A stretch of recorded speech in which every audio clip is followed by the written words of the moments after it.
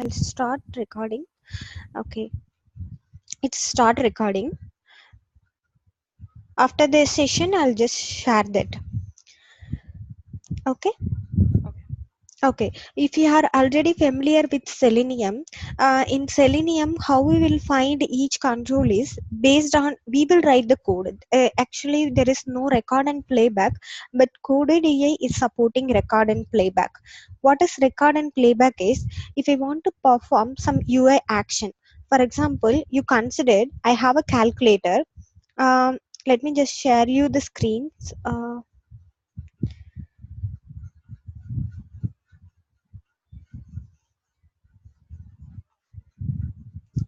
You can able to see.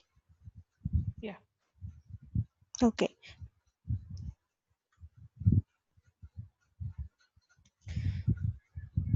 See, for example, what we will do, UI test is something what we will do it from a user perspective.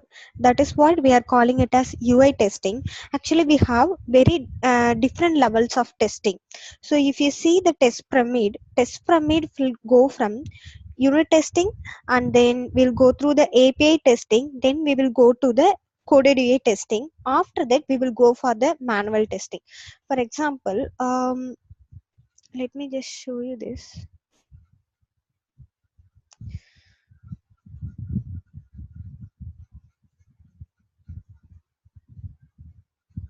Okay, this is how the UI, this is how we will plan our testing. First, most of the code things will be covered as part of unit tests.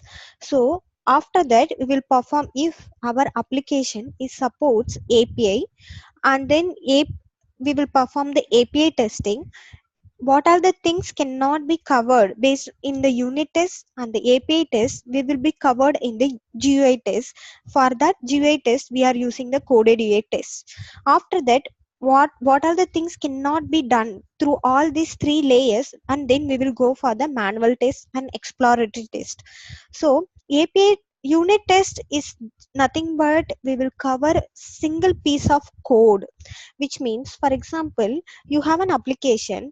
That application is interact with some other component, or some other API which is not relevant to your project, but you are using some third party. For example, you want to send SMS to some user, so we will be using some third party.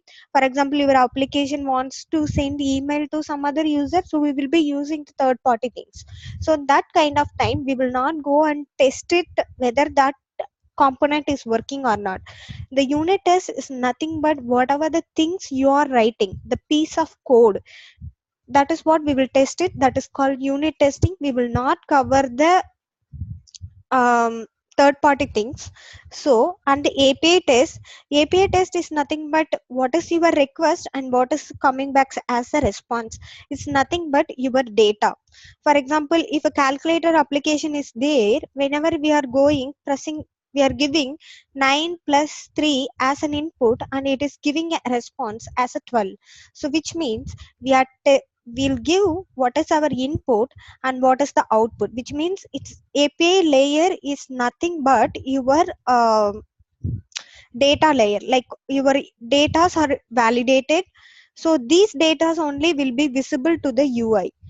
Okay, so these UI tests what we will cover in the GUI test then. So enabling of a button and navigating to your different pages, these things are can be validated through the coded UI test. So what are the things cannot be covered, and based on these three parameters we are going through the manual test cases. You got it? You are able to follow up with me, or you want me to go through it again? I'm getting it. Okay, you have involved in testing, right? Yes. Okay, that's fine. So so we are going to use Visual Studio for this coded UI test, and the MTM for integrating into the lab. So coded UI test is used. Coded UI test will not be supported in all version of Visual Studio. In order to create your coded UI test, you have to install Visual Studio Ultimate or Premium. If you see Visual Studio, it have many versions like Enterprise, Professional, Premium, but Ultimate and Premium, those two alone will support the coded UI test. So you must be very clear when you are going to write some test scripts, or you're going to write some test cases. You have to analyze yourself which can be splitted, which can be automated, which cannot be automated. These things you have to be very clear when you are starting your test. Okay. Okay, I'll just after the session I'll just share you the documents. So first, I will show you how to create one simple CodedUI test project.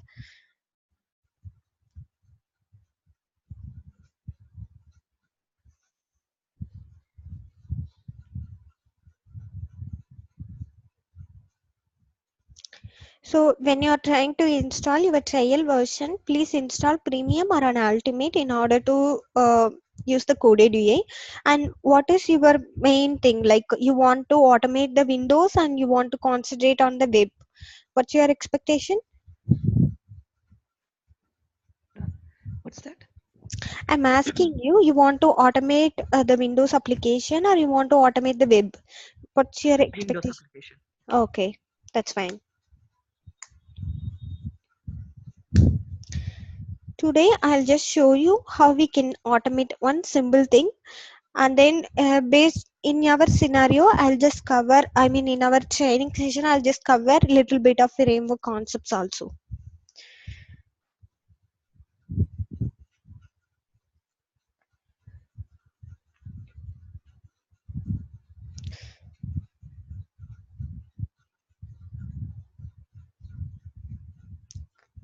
Okay, I have installed Visual Studio Premium. So I'm just creating a basic template. So when you're creating your project, you have to choose CodedUI test project. So I have selected the test and I am having the CodedUI test project. So I'll just give, uh,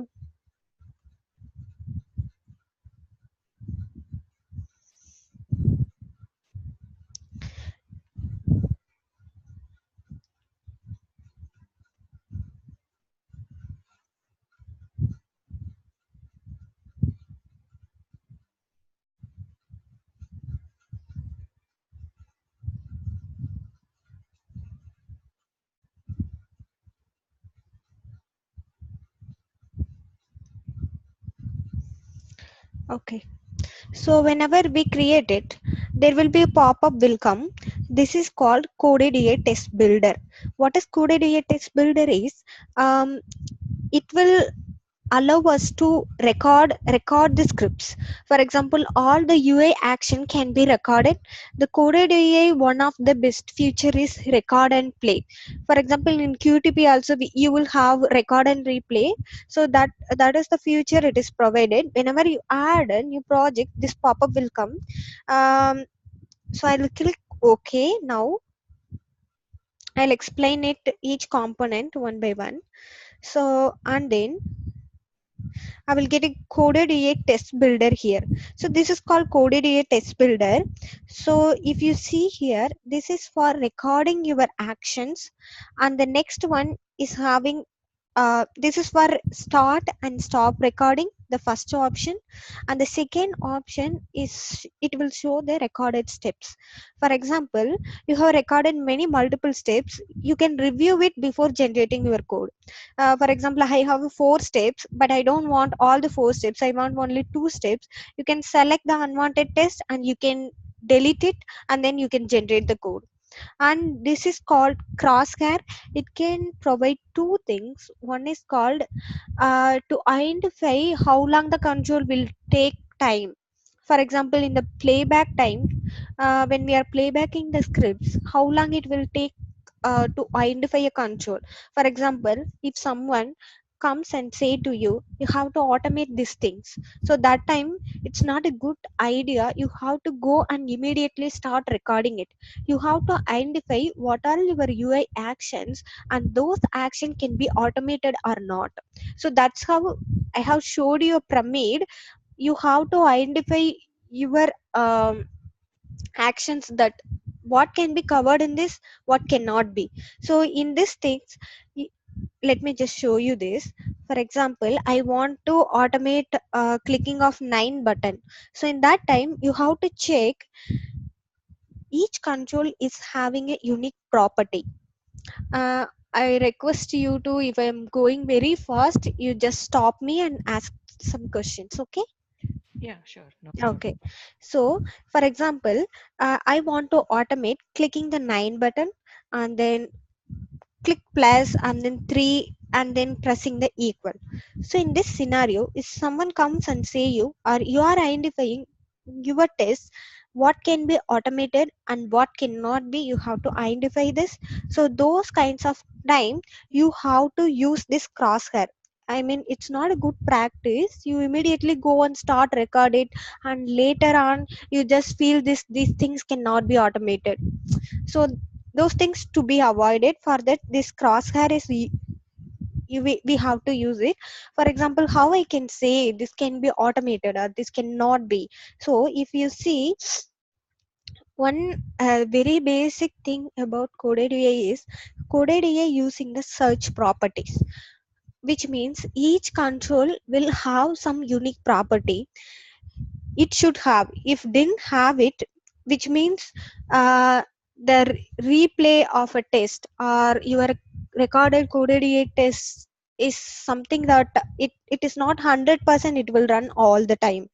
For example, if you see here, it clearly says this is a button, and then what are the technology it uses.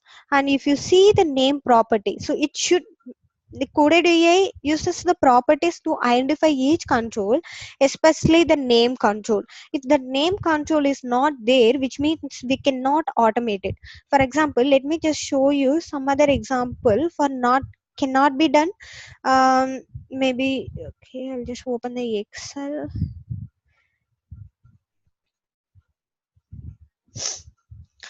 The controls cannot be automated is like frames, those kinds of thing coded AI will not identify. So you have to be very clear on that. For example, if you see, if the control type is coming as a client, which means you cannot I mean this kinds of tests will not be always run all the time.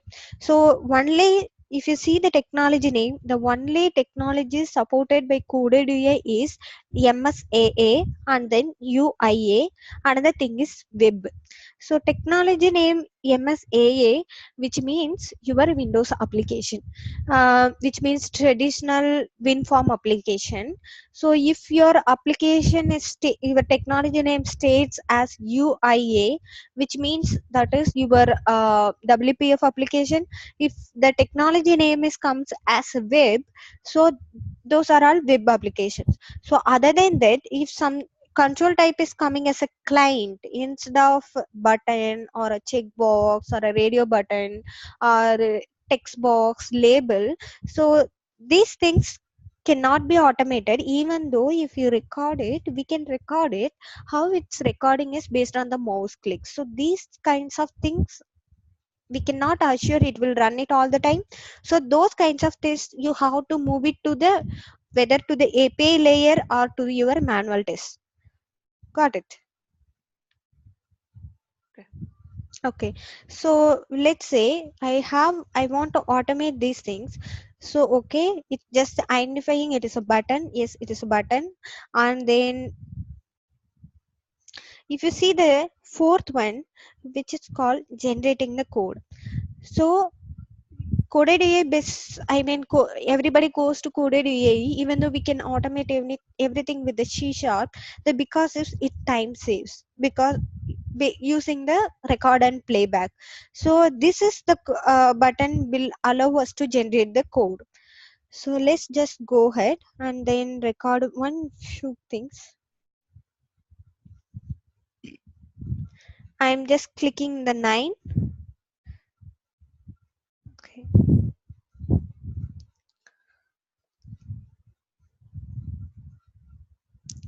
Okay, and then I'm clicking plus and then 3. Okay.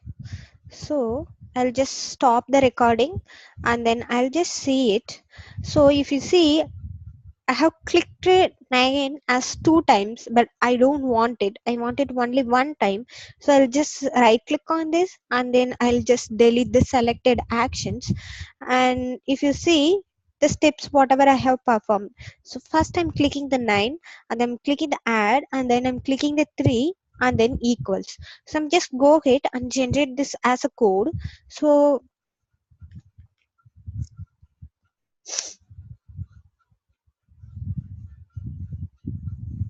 I'll give the method name. So it will go ahead and create the code for me. So I don't want to sit and find each controls. I don't want to do the manual coding. So it's best practice to use the recorded one. I mean the CodedUI test builder wherever you want to. And it's also, it's not recommended that manual coding, it's not allowed, nothing like that. But most of the scenarios you use the CodedUI test builder, which means you record. After that you go ahead and edit your scripts. Okay, if you see here, I have, if you see, this is the one UI map. So UI map, and if you see, you can see three files. One is UI test, and another one is UI map, and another one is UI map.designer.cs. I'll explain each and every component, so it's so important. For example, UI.mapc and UI map designer.c. So if you see, these two are a partial class. So partial class is nothing but you see class. Okay, you, let me just explain some more.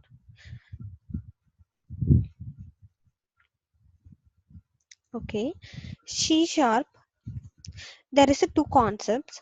One is class, another one is objects.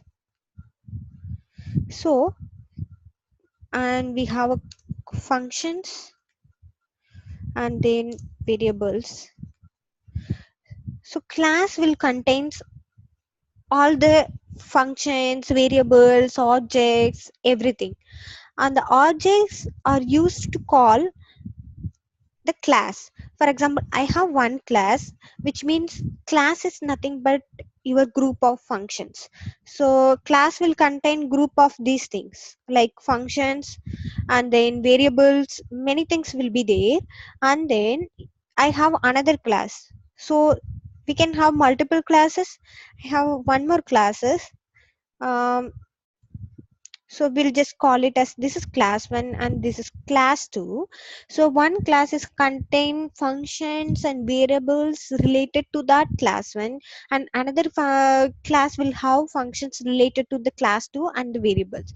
So I want to call class 1 in the class 2. So how we will do it is we'll use the objects. So we'll create reference to that class. For example, class 1, and then I'll create an object and then new class 1 and then object dot, and then I will call whatever the functions or the variable inside that. Okay, so this is the concepts of class. So sometimes we will end up with a scenario that class will become bigger and bigger. So if, so that time maintaining of that class will become so difficult, so tedious. So that's the reason we are just splitting one class into two files. So those time of situation we will use partial class. So partial class, nothing but we are just splitting the functionality into two different files.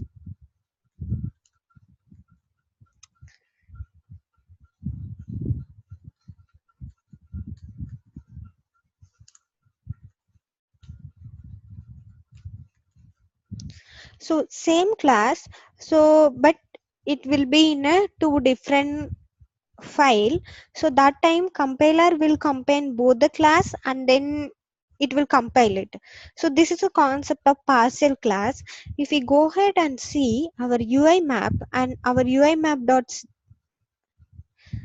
if you see our UI map and UI map designer.cs file is a partial class. That's what it's mentioned here.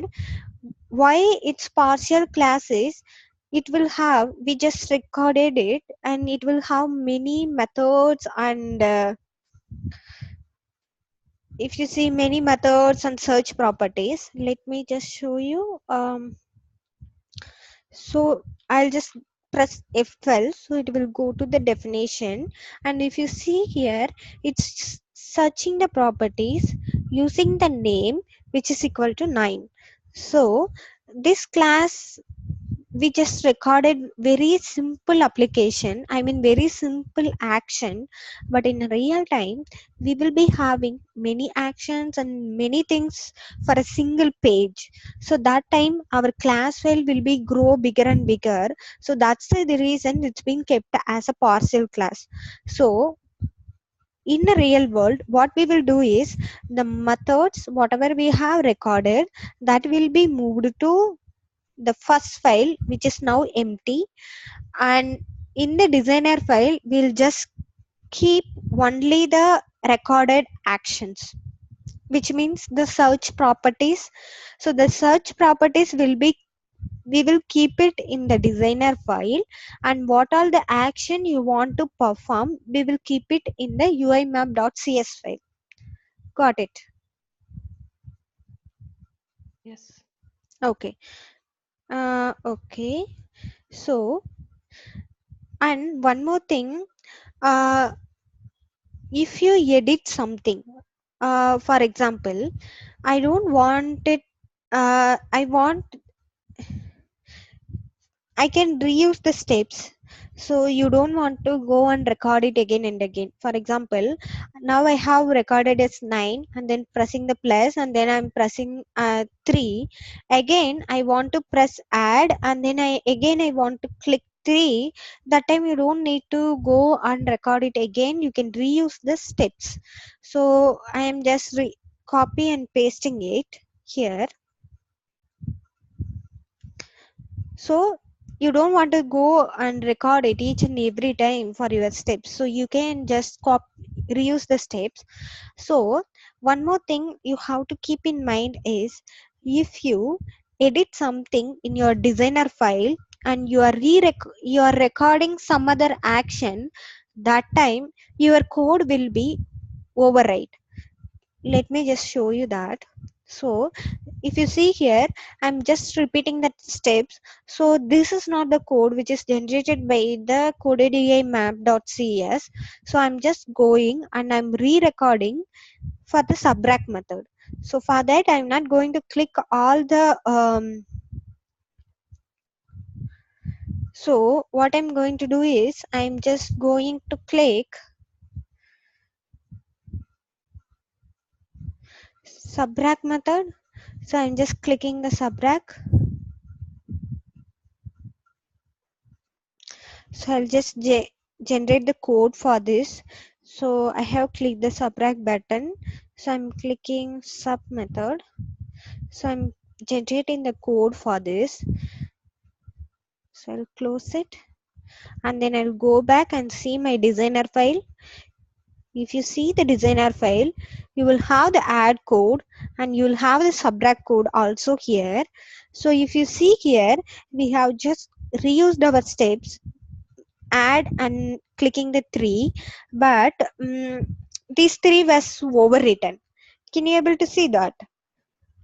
I mean the file has been overwrite and it just generating the code whatever it generated. Our changes is gone. Yeah. Okay, so to avoid this situation, hopefully we will not just use whatever we recorded, so we will be customizing the steps how for our need. So those kinds of situation, what how we can avoid it is, you have to open your UI map UI test and you will have an option to move this method.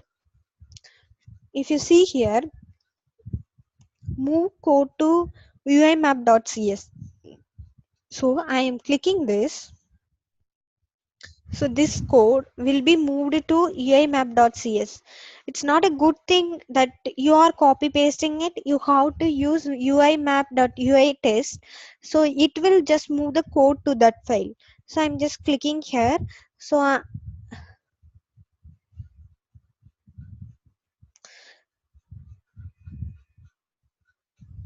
if I go here and see it,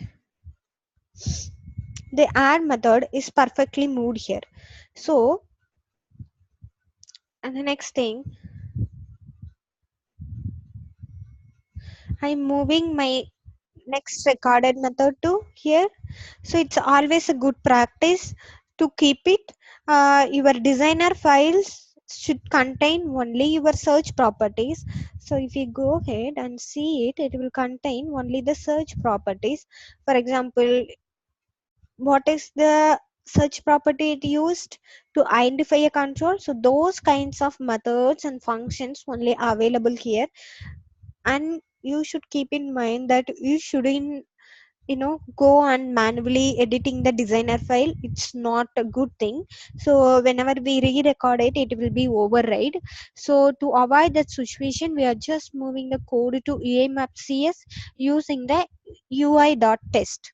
So these are the functionality, and we are going to throughout our training we are going to use the ui maps. But ui maps is the thing which allows us to record and playback it. So if you already recorded it and you want to re-record it, you have to again click the edit with CodedUI test builder, and then you have to re-record your another actions.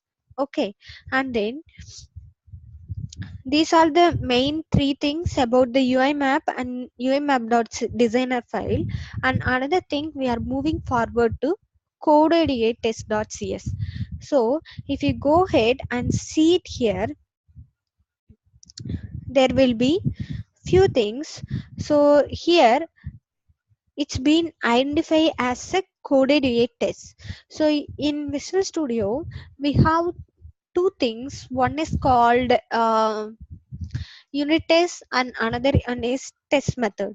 So I mean CodedUI test and the unit test, how a test file is different from each other is, if this class is specified with the test class, then it will be treated as a unit test method. And if this class is specified with CodedUI test, then this class will be treated as a CodedUI test methods. Okay, so this is called test attributes. There are many attributes available for CodedUI tests. So this is how. So how your CodedUI test is differ from unit test, how we will usually differentiate it is based on this attribute. So this is so important. So if this is specified as test class instead of CodedUI test method, uh, then this all the test methods inside this class will be treated as a unit test instead of CodedUI test. So this is CodedUI test method class. So we are going to specify CodedUI test, and the next thing is test method attribute. See, everything is a method in everything is a method in C sharp. How normal methods and function differs from test method is by specifying the test method attribute. So this is been if this is not specified as a test method, for example, let me just show you. I'll just building this solution. Mm, See, if you want to run your test, you have to go to test windows. You have to open the test explorer.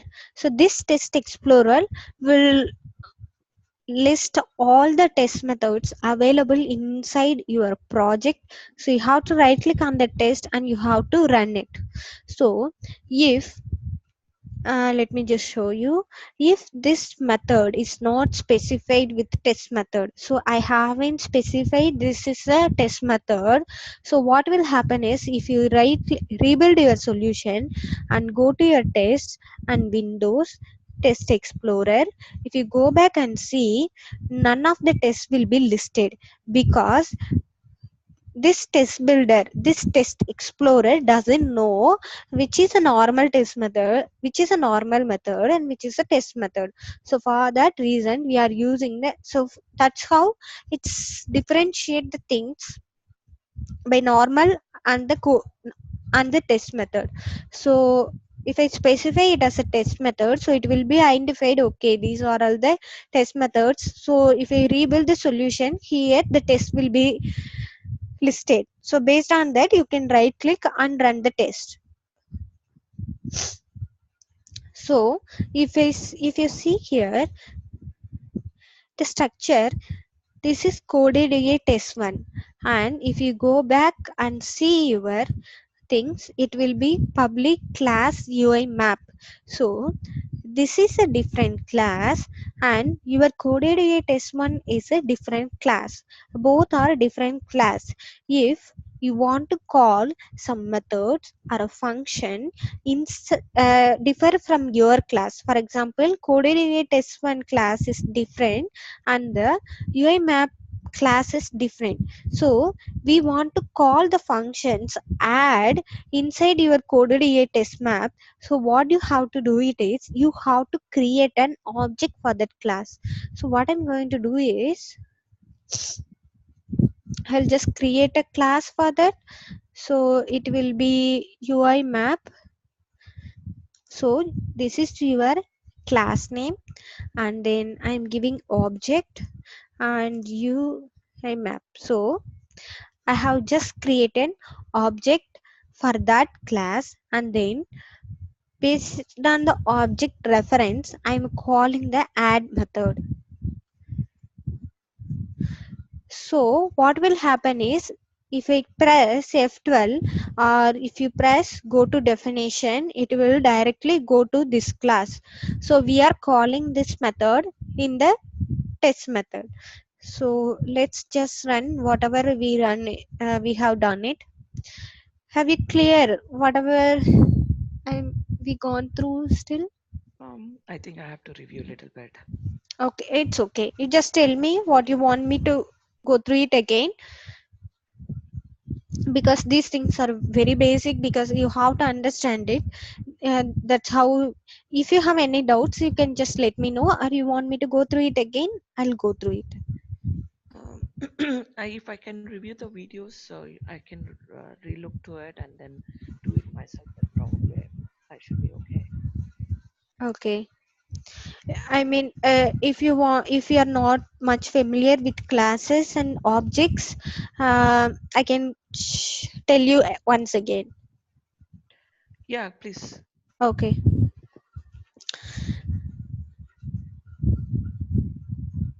See, if you see here in this, these are the class. So we'll just ignore all these things. So I'll just show you some simple things. Like I'll just create one other class, like add new item. So I'll just create one simple class. So give your name of your class.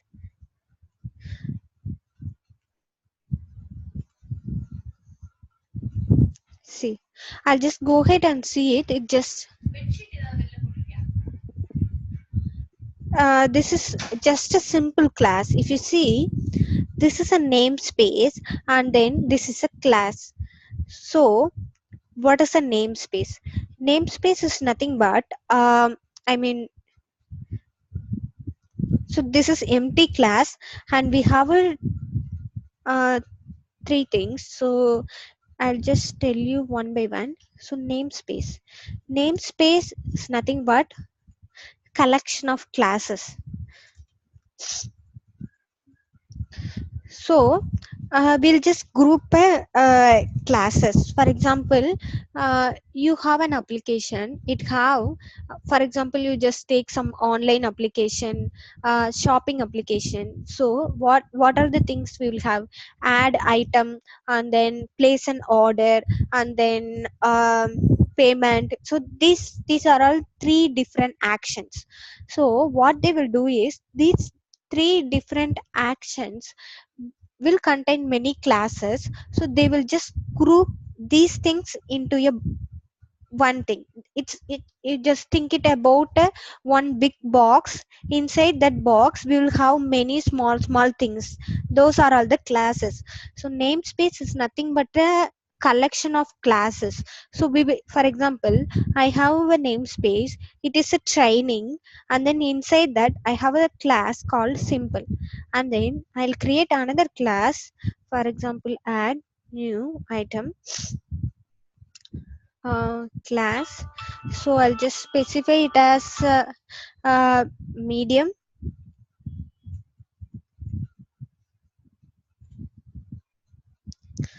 So if you see here, this is the class. So if you see the namespace training, and then this class is medium. So this simple and medium class are into one same box. So if I create another class which is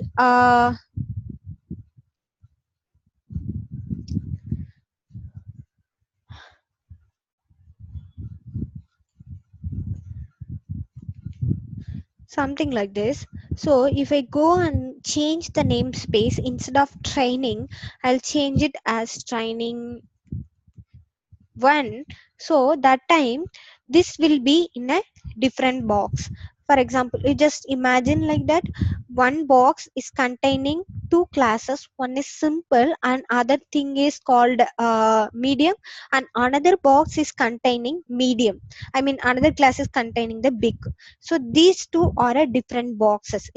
Namespace is nothing but we are just grouping the classes into one simple thing. Okay, so I have these two are different. So in this case, just imagine, we'll just come back to that later, and then we'll just have classes. C sharp is object oriented. Object oriented, it have many concepts, but for us, for our training, we'll just go through the simple things. So classes, everything will be built on top of classes. You want to write some methods, or you want to declare some variables or properties, whatever you want it, you have to do it inside a class. So class is the very basic thing. So you have to declare a class. So the simple syntax is, you have to specify class and what is your name of your class. And then namespace is also like that, namespace and then your name of your namespace, and then I'll declare some class, some method. So each class will have variables and functions which is called methods. So I'll just create one simple method which is public void and my method name. So I'll just give method name as process big. So these are all the syntax. Okay, this is how you have to declare your namespace and your class and your process big. So if you see, and then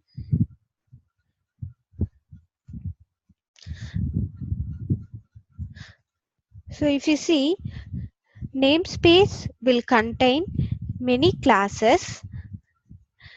One simple class can contain many methods. So this is the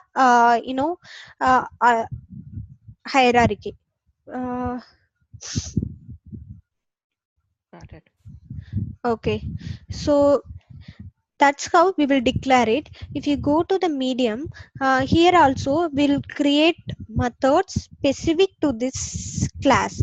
For example, you have to group it. This is nothing but, for maintenance. And then if somebody is coming and they will write some code, they have to understand what is it. So we are just grouping all the things, like in our shelf, how we will group it, everything, uh, for easy and maintenance. That's what we are doing it here. So I'll just create a medium, and then I'll create a methods which is specific to the medium. So I'm just creating as a medium. So this is how it will looks like. So and then for a simple also, we will create like method specific to simple. So this is the hierarchy. Okay, if you see here, we have three different classes. So we just saw what is a namespace. A namespace will contain multiple classes. One single class can have multiple methods. This is what we have seen it. So now if you see here, the medium is in a training namespace, and then the simple in a training namespace. So I want to access some data. For example, in a shopping application, first what we will do, we will just place the order. After the place the order, we'll go to the payment. So after placing the order, we need some parameters from place order, like what is the subtotal. So we want the total value from the place order to the payment class. So you just assume we have two class. One is called place order, and another one is called payment. So in the place order, we will have, we want the parameter of total price, and then we will pass that value to the payment.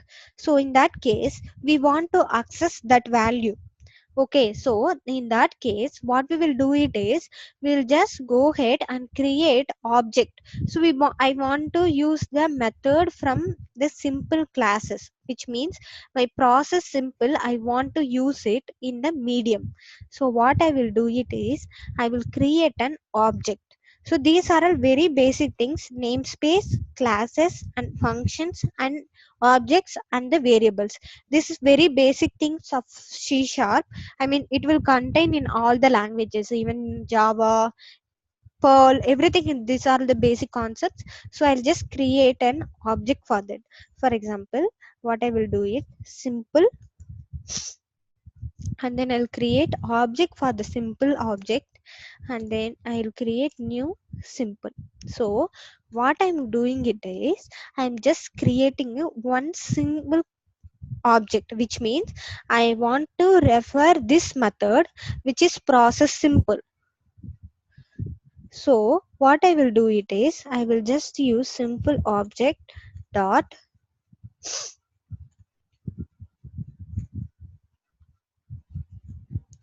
So methods will be grouped inside each classes.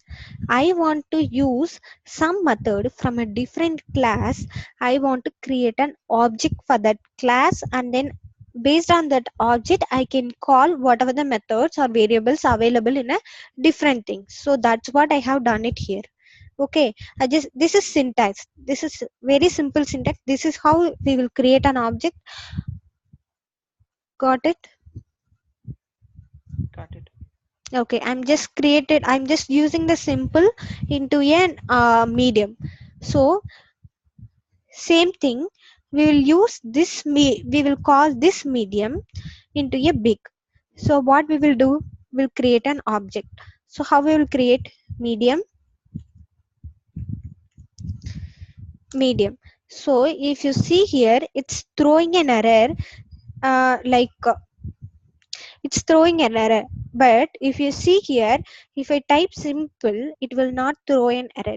For example, it shows simple. Why? Because of the namespace.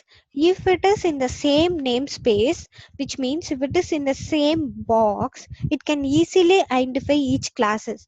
The medium and the simple both are in a same namespace, so it can easily identify. But if you see here big, this is in a training one namespace, but the medium in a training namespace, so it cannot able to identify, so it just giving some error. So in that case, what we will do is we will use one simple statement using, we will just import that namespace here. So I'm just importing the namespace training here. So if you see here, it's not throw, it will not throw, the color is changed. So medium object equal to new medium. So medium object dot, so process medium. So you got it. So if your classes are in a different namespaces, so you have to import that namespace into this namespace. So for that I have used using statement. That's how the new using statement is working. And then if you want to call some functions or a variable in a different class, you have to create an object for that class, and then based on that object you can call all the methods and variables available inside. Got it? For example, I have created one simple object. If you see the medium class, okay, here it have process big data. So if you want to call two method, you have to create object for the big, and then based on that object you can call whatever you can inside that class. You don't want to create an object for each methods. Okay, only one single line of statement you have to give, and then based on the object you can call whatever the methods or how many variables it have, you can call it. Okay.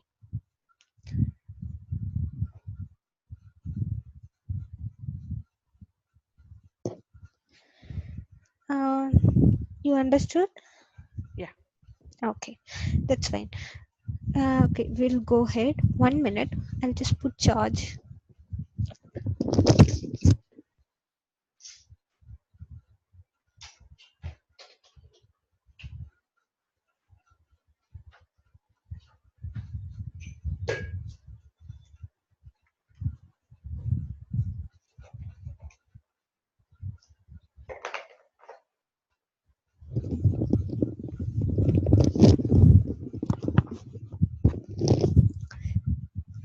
Okay, this is what I have done it here. If you see, I have a different class which is called CodedUI 1, and I'm going and seeing here I have namespace as a training, and if I go and see the UIMap.1, I'll go and see what's my namespace is training. That's so both are in the same namespace. We don't want to import the namespace, we can directly go and create an object. So that's the reason I just go ahead and create an object, so which my class name is UIMap, and I have given my object name. This can be anything, whatever you want to give it. um, you can give it. So I just given as an object, and then I'm just given as a new, and then class name. So based on this class name I can call whatever wanted. For example, we have recorded two things, one is object, one is add, and another one is subtract. So based on this object you can call subtract method also. So we will run the test and see what is happening.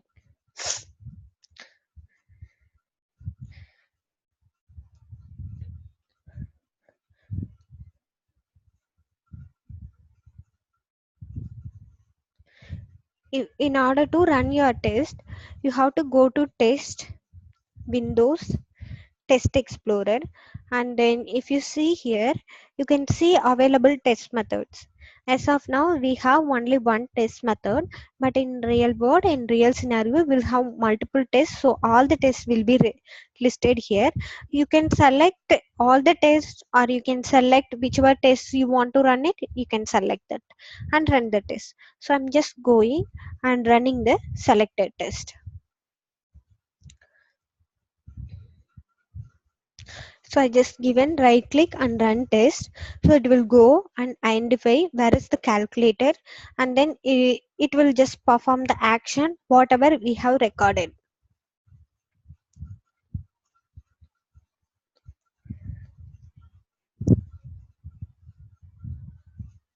So if you see, clicking 9 3, and then it's giving some input. So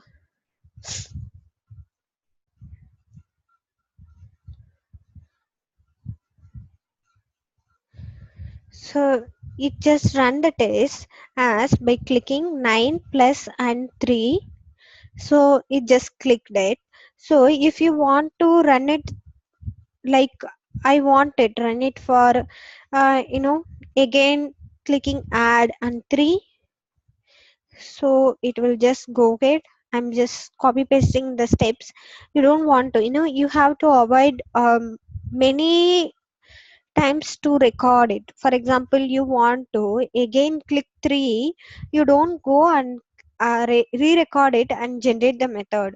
So if 3 is already recorded, you just reuse the 3.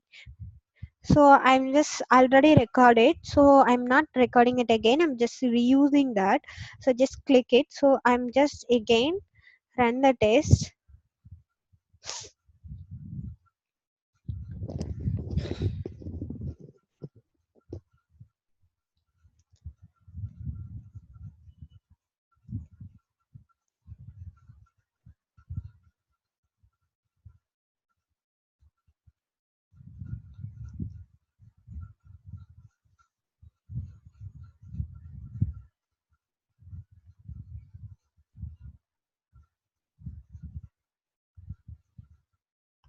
Okay, now we have given add and 3, so just give click to 3 also again. So you understood till now? Yes. Okay, let's go further. So I'll just go ahead. Now what we have done it, we have given 9 and 3, but it is not always the case, right? So we cannot always give 9 and 3. This should be come from the some data file. Like I don't want to always run 9 and 3, whatever the input I given, it should go ahead and do it. For example, I'll give 1 and 2, add it, it should go and click 1 and 2. And then if I want to do it 3 and 4, it should go and click 3 and 4.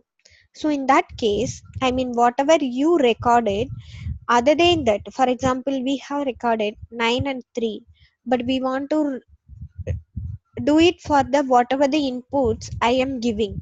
So in that case, don't go and record it for 1 and 2. For example, I want to um, sum the values of 1 and 2. Don't go and re-record it for 1 and 2.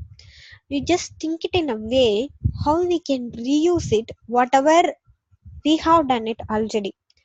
Why it matters is UI things will be changed frequently. Your test script should be flexible enough uh, for changing. For example, it have 9, but this 9 it have add button. So instead of this plus, if this changes to as add, for example, this is not plus symbol, this is something like in letters add. If it is there, what you have to do, if you have recorded it each and every time, you have to go and change it all the places wherever it referred, which means it's many your code will not be maintainable. So it's best practice to record it in one place and reuse it wherever you wanted it. So in that time, if you go and change it in one place, all the scripts will re- run it again. So it's a good thing. In later session we will just cover those things mainly. So I'll just show you simple thing. If you see here, this is a button. How it's recording is, it's inside a calculator window. Inside a calculator window, your button is there. So if how it identifies, if you see here, this will be identified with your window name. So if I see calculator, and then I'll go and check what is the properties it is using. So it will be window name, which is called calculator. And then if I go and see how my 9 is using it, so I'll press F12, and then I'll just go and see what is the search property it is using, 9. So most of the control will use search properties as a name. So calculator window, inside a calculator window, my 9 button is resides. So I want to record it for 1 and 2. That time what I will do, so what I'm going to show you, and it is, see, you can here change it as a 1, and then down you can change it as a 2 and make it work for 1 and 2, but it's not a good practice. You go and change your designer file. So what you have to do is go back to your UI map. So I'm just writing, overriding the whatever recorded. So I'll just show you what is the reference is UI item button. So copy paste it, and then I'll just use uh, search properties dot add Windows button, because this is button, dot property names dot name. I'm giving the name as 1, and then property which is equals. There is a two things is there. I'll just tell you that what is the purpose. So if you see here, I'm just giving, for this button, you search the properties. The property is a name, that is 1. So what it will do this time is, it will not go and search for 9. It will just go and search for 1, and then it will click the, if that 1 is exists, it will click that button. Got it? Yeah. Okay. So I will just run and show you here. These things you shouldn't change it in your designer file, because that will be override whenever you are re-recording it. It's best practice you move it to aimap.cs, and there inside your method, wherever it's required, you can override it. Override it nothing but whatever it's recorded. For this method, I'm just want it as a 1, but for my subtract method I don't want it. For example, I'll just give you the sample how it will work. So first I want here, if you see, just clicking the subtract. So based on what, so I'll just copy, these are all just the variables, which means this is also in reference. So I'll just copy the required reference. So I want to click 9 button, so I will copy this here, 9, and then I want the clicking third. So I'll just copy this another button, so 3. So what I want to do is, I want to click 9, and then subtract, and then click 3.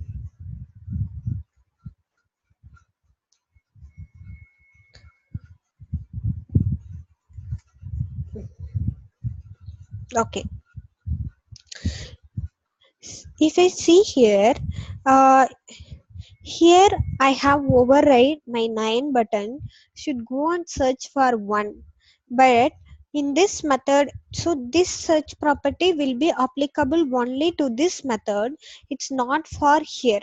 So which means here it will still go and click the 9. Let me just show you. So I'm just run the add method again, so with the search property of 1. So this time instead of 9, it will go and search for 1, and it will click the 1.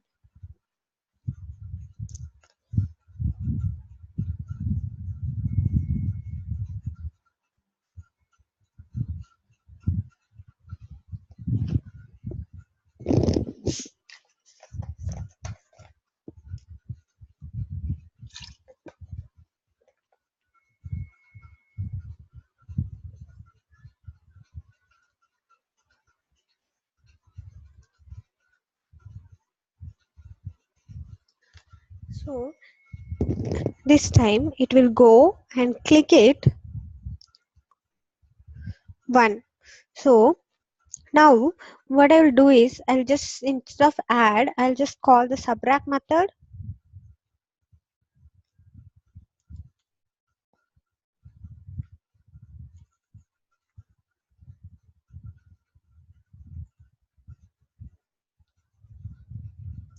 So this time we are not overriding the search property. Whatever we are recorded, we are going to use the same thing. For example, our UI map, we, if you see, we are just in the subtract method, we didn't override anything. We are just clicking the 9 and 3. So if you see here, it will just go ahead and click 9 and 3. So we didn't override the property here. So overriding will be applicable to the method, and this is the good practice. Wherever you want it, you can override it and you can use it.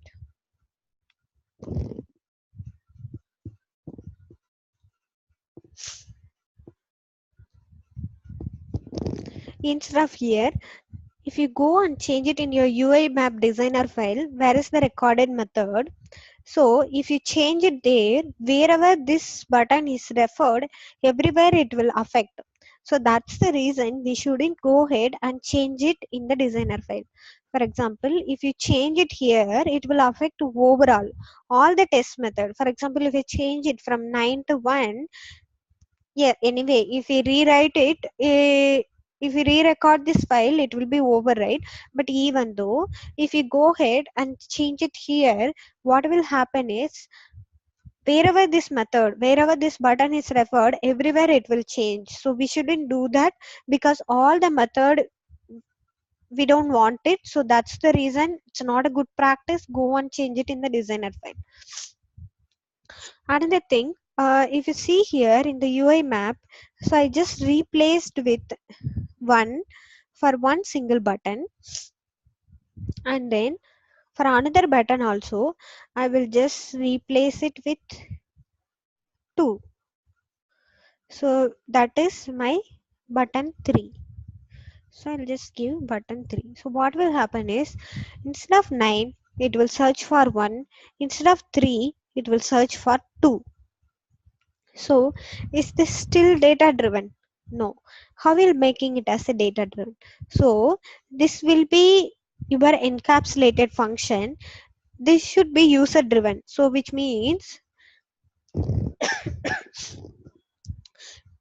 whoever comes and see your code, they don't want to go and change it every time here.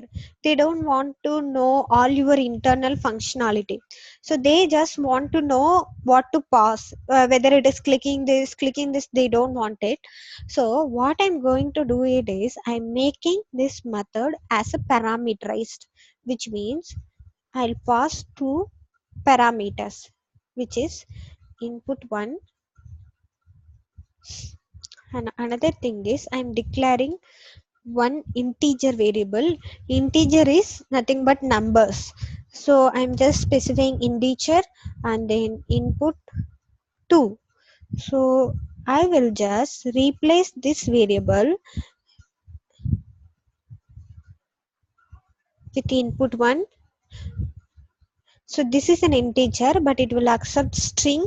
So as of now, I'll just for your understanding, I'll specify string value. Later on we'll cover. So I'll just bring input 1 and then input 2.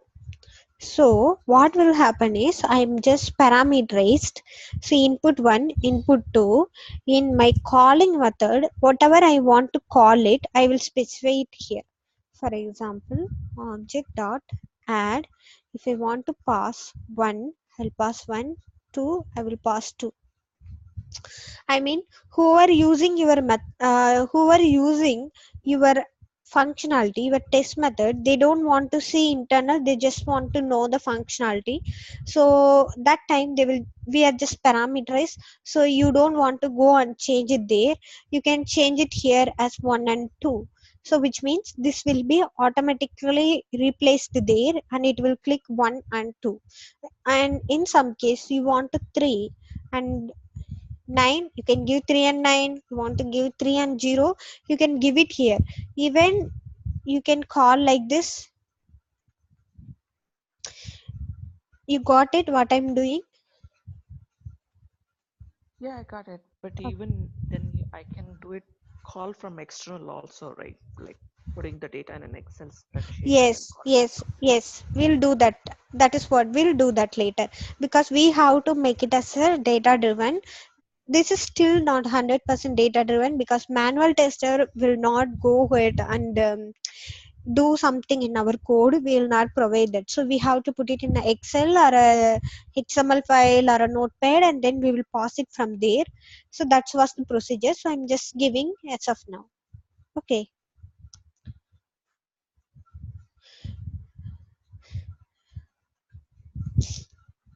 So what, this will call 3 and 0. So this is how we'll make the search properties.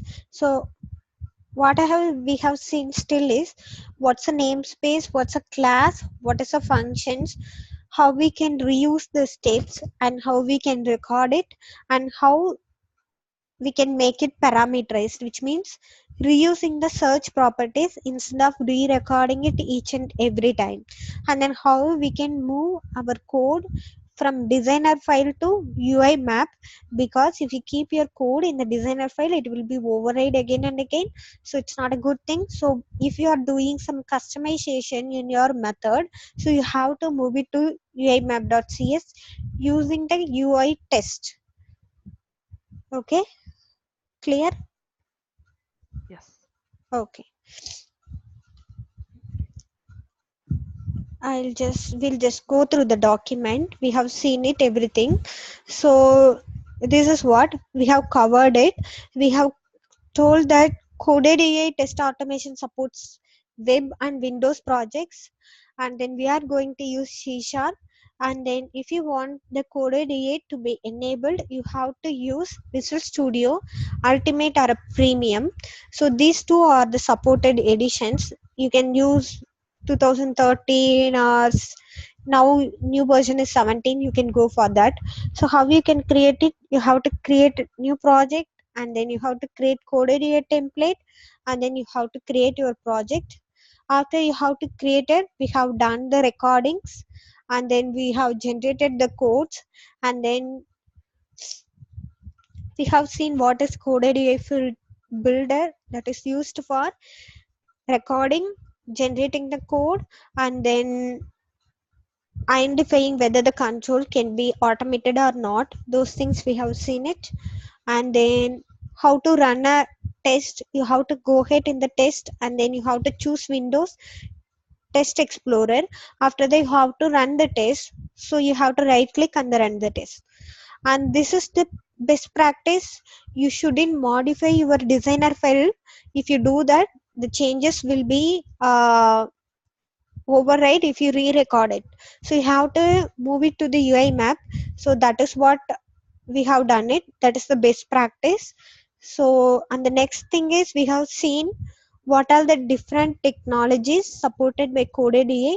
One is MSAA, which is WinForm application, and another one is UIA, which is WPF application, and then web. This is straightforward. This is for web application. And then we have seen what is a search properties. So each and every control in an application in a window is being identified based on the search properties. So control is nothing but your buttons or text box or label, everything. So this is the hierarchy. So what is your top window, and if that window has some menu or some tab, inside that tab your control, so this will follow the hierarchy. So everything will fall under your main window. Even if you see your calculator, I mean your calculator application, we have done it so far, it will fall under the main window, all the controls. For example, add button, item 3 button, equal button, everything will fall under main window, and then your control will fall under that. So every control will be searched based on the search properties. each controls will be identified based on the search properties. We have seen what is a search properties. And then yeah, search properties is a name value pair. For example, if we have seen it here, we have recorded button 9. So if you see, if you go ahead and see what is the key is your search property key. If you see, it have many properties like name, and then enabled or not enabled. It have many things are they. For example, display text enabled, whether the control is enabled or not, it have many things. So always the search property is a key, which is a defined key. So most of the time it will be name, and then it will have many additional parameters where additional search properties also, except name. But mainly all the controls will be identified based on the name search property, and what is the value for that search property. So always the search property is key value pair. So if you see, name is the property name. So for example, we have seen it, the name. So and we have seen what is a partial class.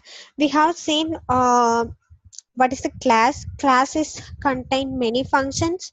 Inside that functions, namespace will contain many classes. One single class can contain many functions. How we can call different classes, which means one class from another class, we have seen that. And then we have seen partial class.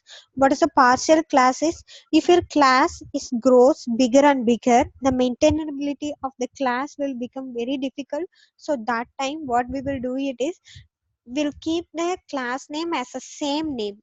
For example, if you see here, the class name is same. If you see, this class name is C between these two files, which means UI map. So that time, but we are specifying it as a partial class. So we are keeping the functionality in a two different files, but it is the same class. So those kinds of situation we have to use the keyword partial. So in the compile time, it will be combined together and it will run it as a single class. This for maintainability, we are keeping it as a partial class.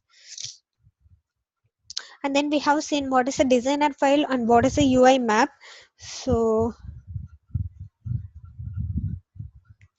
okay, for example, this is the things. If you see the win button, so these things are Windows things. So those kinds of situation we will be using the namespace, Microsoft Visual Studio Test Tools .win controls. For WPF application, this will not be a win button, this will be a WPF button. So it will be WPF. We haven't included the namespace. So I have told you, if you want to use some other class or a method in a different things, different namespace, you have to import that namespace first. So I am going to import the namespace, which is for WPF application. So I have to use this. So UI testing dot WPF controls. So now if you see, the WPF button is resolved, which means I am using the WPF class from this namespace.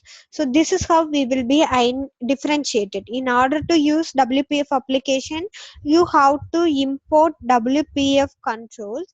In order to use win controls, you have to import win controls namespace. Got it?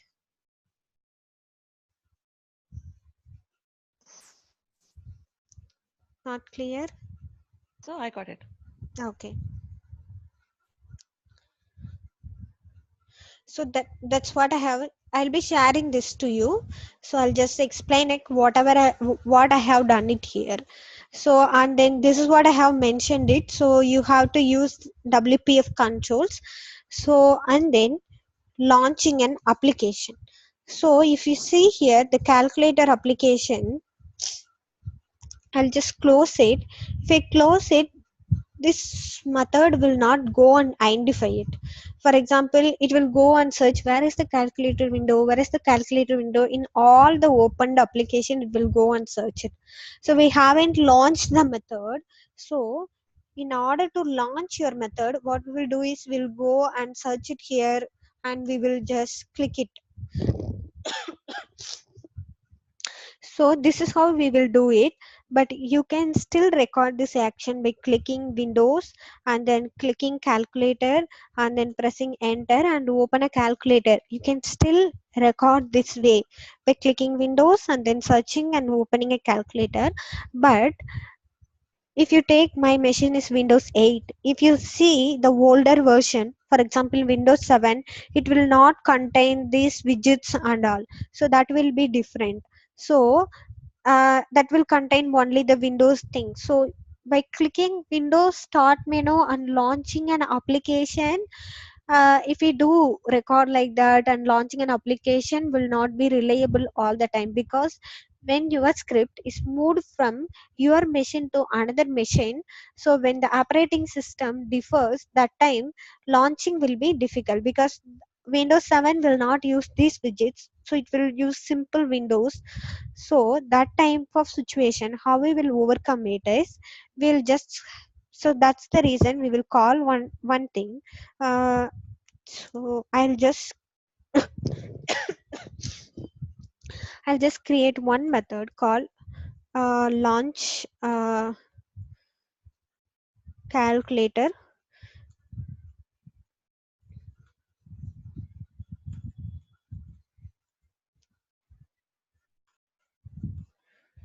So I will give application under test dot launch. I'm just going to give what is the path of my application. So this will be reliable irrespective of your operating system. So we will just give the path. For example, the calculator window path will be uh, C Windows System 32 calc.exe. So this will be common for all the operating systems. So even in Windows 7 also this will be the path, and then even Windows 8 or Windows Server 2016, wherever it go, the installation path will be similar.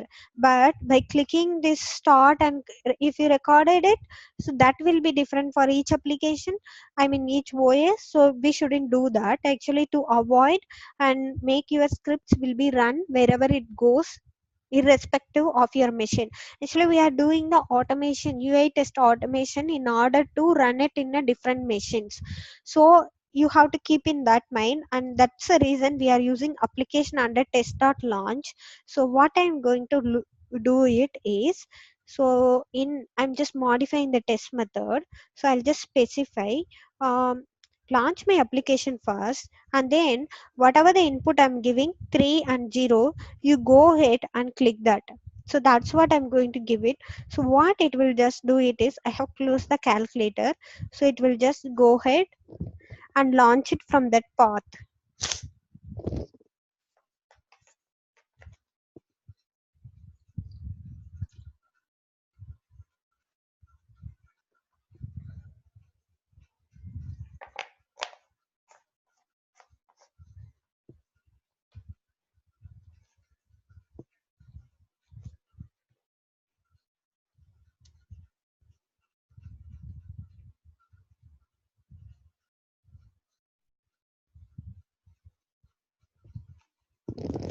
Okay, so it just launched the application, and then it just performed the action and closed the application.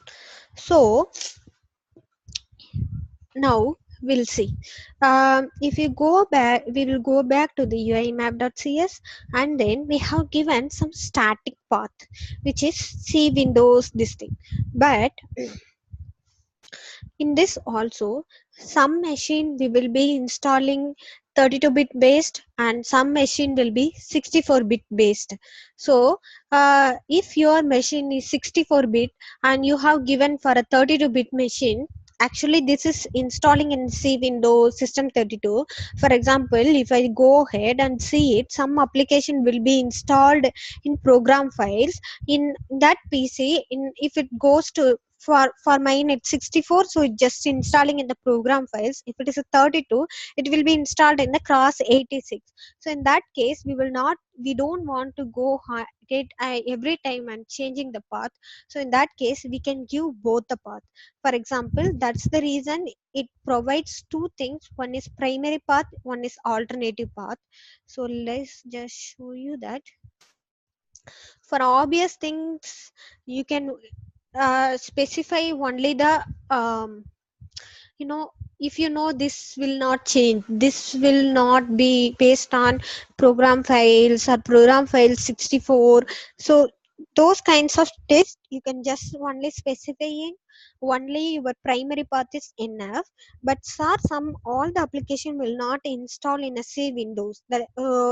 For custom application it will be installed whether in a program files or 64. So those kinds of situation we can provide two things: one is file name and another is alternative file name. So what this method will do is, if you specify your primary is 32-bit machine and alternative is 64, if the application is not found there, it will go and check it in the 64 and then it will automatically pick it. Got it? Yeah, got it. Okay. So it's always good thing to use both file name and alternative, one for 32-bit and another for 64-bit path. So that is what have mentioned it here.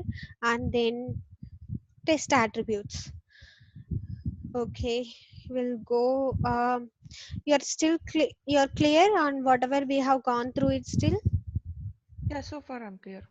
Okay. How we are feeling? Will continue it today or will continue tomorrow? You'll try Uh, and come back. yeah, that'd be better.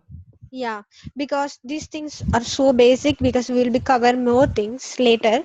So you'll just go ahead, do it yourself, and then come back, because I am doing it, so I'll be do it little faster. So you just do it yourself and come back with your queries. We'll clear your queries and then we will move forward. Okay. Okay. Yeah. Thank you. Any feedback? It was great. Thank you. Okay. Okay. Okay. Have a good day. You too. Thanks. Yeah. Bye. Bye.